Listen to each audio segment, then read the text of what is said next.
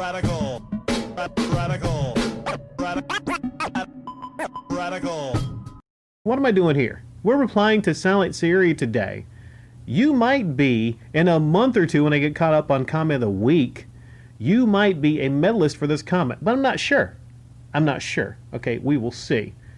But for the moment, I'm just going to reply to this comment. I'm just going to reply to this comment for the moment. Rick, do you think there's some mental issues with this person? Talking about CG. I'm seeing folks below saying this is CG, and ever since Darius relegated him to a snake, he's now appearing in comment sections of other commentators who he banned on his own channel for criticism, as if he did nothing in the past to warrant it. So he gets to do copyright strikes, harassment strike, go after commentators, saying some vile things, then deletes those comments, makes alt accounts, makes new vile comments, and then makes videos talking about living life, going outside. What the fuck is wrong with this guy? Then you have foolish guys like Prince of Fallen, for some reason, now saying everyone should just get along. What?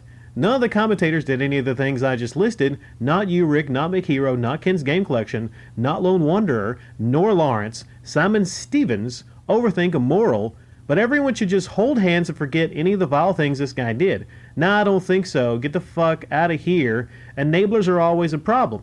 Great response, Rick, as usual. Then you leave your investigating rats emoji. First off, I don't think he has mental issues, but I don't know what the bar would be. Sometimes you just don't like somebody and we say, hey, do they have mental issues? I don't think he has mental issues. I think he feels attacked, and I think he's responding for feeling attacked. Some people, they just can't handle criticism. I think he's a person, plain and simple, he just can't handle any criticism. He can try to dish it out to people, but he can't just handle it when it comes his way. So I think that's the core of the problem. If someone's criticizing him, then the thing to do on YouTube is to respond to it and try to get the upper hand. It's kind of like a battle of ideas in a way. It's a battle of ideas that everyone gets into in the arena. Some people can't handle being in the arena. Now he says he wants to just enjoy his life, get out. Get outside. I've seen some videos where he's just trying to enjoy life. And more power to the guy. But if you're in the arena, the very minute you get your feelings hurt by someone like an OT, you don't just go false copyright striking them. All right? That means you have lost. You have been defeated. If you get to the point where you're doing those bitch moves, then, I mean, what else can you say? I mean, it was a shame when I had to come out and call this person out, and I had to. There was no other thing I could do, right?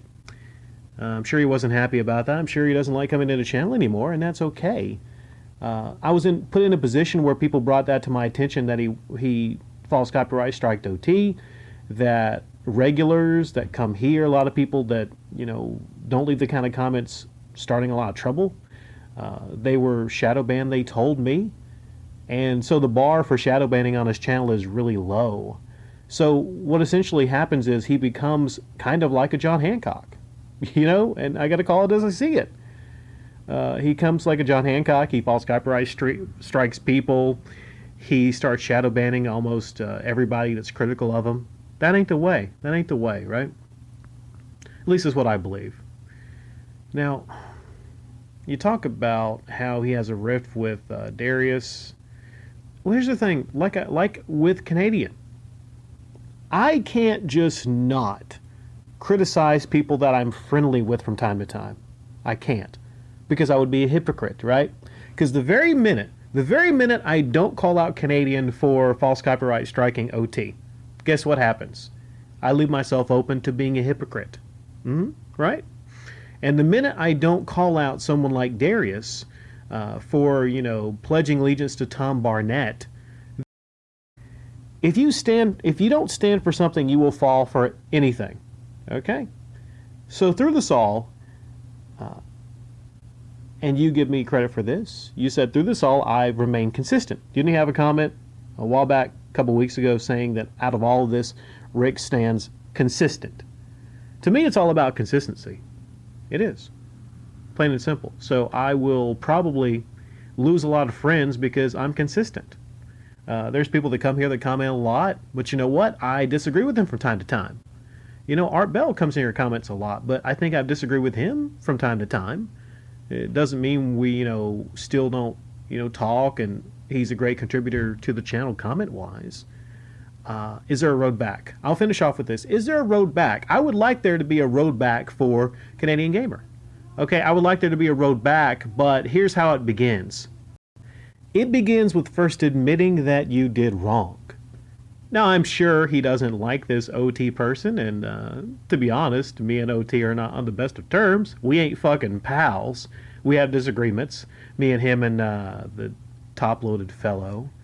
But when you do wrong, and I think almost everyone can universally agree that the false copyright striking of OT was a wrong thing.